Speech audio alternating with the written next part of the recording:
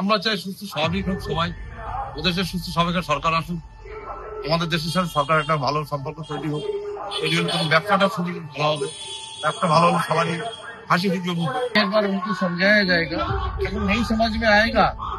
Indian government क्या करेगा मुझे पता नहीं है, लेकिन हिंदू और सनातनी लोग हिंदू चुप नहीं बैठेंगे। ওই অবস্থায় বাংলাদেশের মানুষের কোনো ধর্মীয় অনুষ্ঠান করতে দেবে না।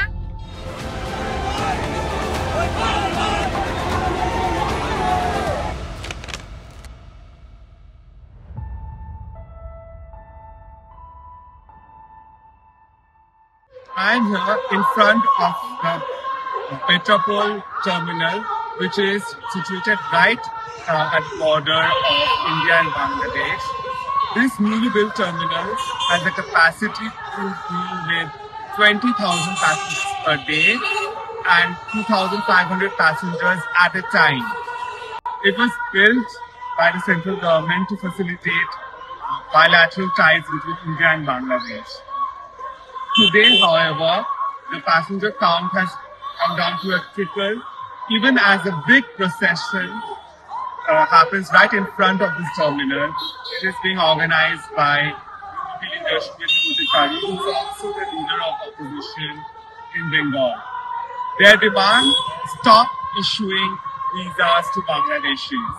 As he spoke to Bangladeshis who are coming to India, and also to the residents of Petropol who run the businesses catering to tourists, Bangladeshi tourists, they have one thing to say: we want things to return back to normal. We want normal ties between India and Bangladesh.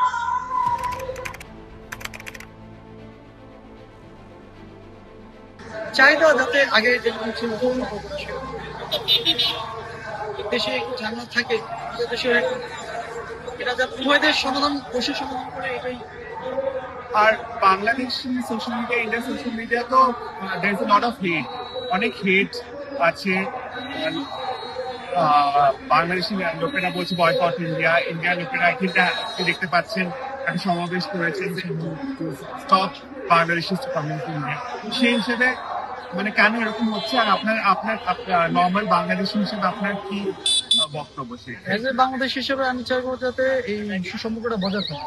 এখন আপনারা আসতে দিবেন না, আপনাদের loss, উভয় দেশের so সেটা চালু করে দেওয়া উচিত। ইন্ডিয়ান গভর্নমেন্ট সুবিধা হয়, আমাদের সুবিধা হয়। আর এটা কম বেশি সবারই থাকে, উভয় দেশে এটা চলতে হবে।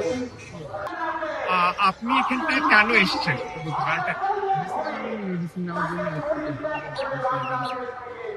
তো আপনি একটা ক্রিটিক্যাল পেশেন্টের জন্য মেডিসিন নিতে এসেছেন, আপনার বাবার যেটা বললেন আপনি। তো আপনার ওখানে এই মেডিসিনটা অ্যাভেলেবেল নয়, সেজন্য আপনাকে ইন্ডিয়াতে আসতে হচ্ছে। এরকম তো আরো অনেক লোকেরা আছে যাদের এরকম ইন্ডিয়ার উপর টোটালি ডিপেন্ড করছে।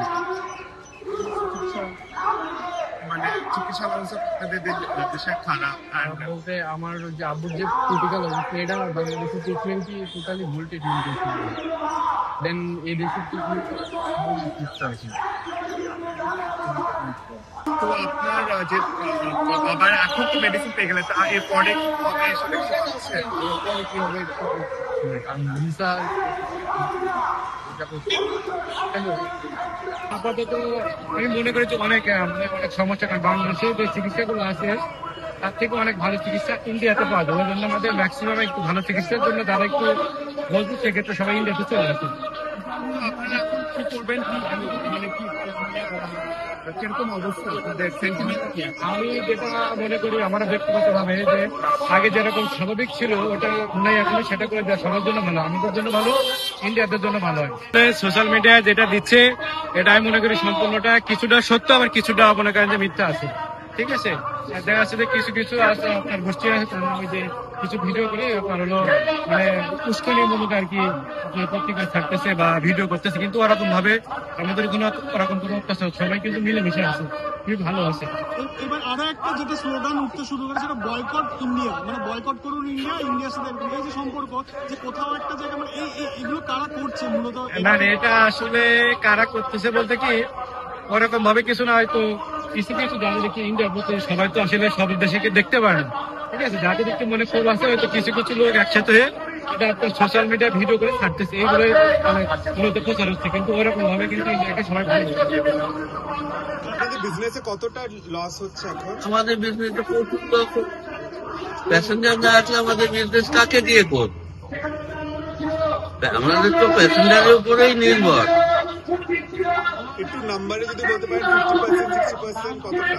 হ্যাঁ, নাম্বারে একটু নাম্বারে যদি বলতে পারেন। কত পার্সেন্ট আপনাদের ব্যবসা 90% খারাপ। কি করো? বর্ডার থেকে স্টেশন অটো চালায় কত বছর অটো চালাচ্ছ? 10 বছর। এই যে বর্ডারে এখন সিচুয়েশন, বাংলাদেশ থেকে লোকজন ভিসা পাচ্ছে না, আসতে পারছে না, এরকম পরিস্থিতি আগে কখনো দেখেছো? আগে কোনদিন দেখিনি। আগে যে বাংলাদেশে যে পরিস্থিতি শুরু হয়েছে তার থেকে দেখা যাচ্ছে যে প্রচুর প্যাসেঞ্জার কমে গেছে। আগে যে 30-40 প্যাসেঞ্জার যাওয়া 30-40 হাজার প্যাসেঞ্জার যাওয়া যেত, সেই অনুযায়ী এখন 10,000 প্যাসেঞ্জার যাওয়া আসা করেন। देखिए, बांग्लादेश में फिलहाल हिंदू और सनातनी के ऊपर जो अत्याचार हो रहा है, ये हम सब लोगों ने देखा है सोशल मीडिया में, खबर में। हमारा बहुत सारे लिंक है, बहुत सारे अच्छे जो उनकी पड़ोसी है हमारा, हम जानते हैं। तो वहाँ का लोग हमारे पास रो रहा है, हम लोग को बचाओ, हम लोग को बचाओ। उनकी माँ बहन को उठा के लेके जाके रेप कर रहा है, उनको मर्डर कर रहा है, उनका जमीन छीन रहा है, उनका संपत्ति है वो लूट रहा है। तो इस सब से तो बांग्लादेश एक टाइम ये इंडिया का एक अंश था, एक पार्ट था, अभी अलग हुआ है। अभी हम लोग चाहते हैं जो वो लोग अलग हुआ है ठीक है, लेकिन अच्छे से रहे, कायदा से रहे। लेकिन फिलहाल तो सरकार चल रहा है, उनका जो रवैया है, उनका जो शासन चल रहा है, वो मेरा ख्याल से हिंदू लोगों के लिए सही नहीं है। क्या दिलाने के लिए आदमी है, खुद कर्मसूची रखा है। हमारा लीडर ऑफ ऑपोजिशन अधिकारी जी इसका नेतृत्व दे रहा है। हम लोग उनको ये बताना चाहेंगे आप लोग शांति श्रृंखला बजाय रखें और सबको वहाँ जीने का अधिकार है। उनका बाप दादा का प्रॉपर्टी है, उन लोग वहाँ पर जन्मे हैं, उनका रहने का अधिकार है। तो अगर आप लोग सही से उनका देखभाल नहीं कर पा रहा है तो हम लोग को बाद में देखा जाएगा। पहले तो उनको समझाया जाए, क्योंकि पड़ोसी है हमारा, अभी तक अच्छा संपर्क रहा है। अभी एक बार उनको समझाया जाएगा, अगर नहीं समझ में आएगा इंडिया गवर्नमेंट क्या करेगा मुझे पता नहीं है, लेकिन हिंदू और सनातनी लोग हम चुप नहीं बैठेंगे, क्योंकि वह जो बैठा है वो हमारा कभी हमारा रिश्तेदार था, हमारा पड़ोसी था, अब नहीं है। 71 में जब बांग्लादेश स्वाधीन हुआ, इंडियन फोर्स जाके एक दिन में 90,000 सोल्जर को, पाकिस्तानी सोल्जर को अरेस्ट किया और उसको स्वाधीन कराया। ये शायद भूल गया उन लोग, अभी दोबारा याद दिलाना पड़ेगा। देखिए, बांग्लादेश का हमारा नेशनल फ्लैग को पैर का नीचे चला जाए। अभी तक हम लोग हमारा अच्छा भारतवर्ष का इंसान और इंसानियत जिंदा है, इसीलिए हम लोग उनका ऊपर हमला नहीं किया। इसलिए उनका अधिकार दिया हमारा नेशनल फ्लैग को पैर का नीचे कुचलने के लिए। ये हम लोग बर्दाश्त नहीं करेंगे। ওই অবস্থায় বাংলাদেশের মানুষের কোনো ধর্মীয় অনুষ্ঠান করতে দেবে না। এই সুপনগর একটা অনুষ্ঠান ছিল, ভাগবত অনুষ্ঠান, তাও করতে দেবে না। ওইখান থেকে বাদ দিয়ে দিলে, সে অনুষ্ঠান সব ক্যান্সেল করে দিলে। এখন পরিস্থিতি আমি তো কিছু বলতে পারবো না। এই এখন যা শুনতেছি খবরে তাই হচ্ছে, যে বাংলাদেশে কোথায় কি হচ্ছে না হচ্ছে এটা তো বলতে পারবো না। এই খবরে দেখতেছি তো তাই বলতেছি। হ্যাঁ, আমি যাচ্ছি ভাইটির বাড়ি, ভিসা রয়েছে 5 তারিখের আগের ভিসা পাইছি। 5 তারিখ তারপরে ওইখানেই থাকতে দেবেন না, টাকা জমি কিনে তো কারোর বাসায় উঠা যাবে না। 2 দিনের জন্য খাতি দেবে না, করতে পারি হয়তো তো আমরা থাকি। মানুষজনের ভাই কখন এই হামলা করবে তা ঠিক আছে।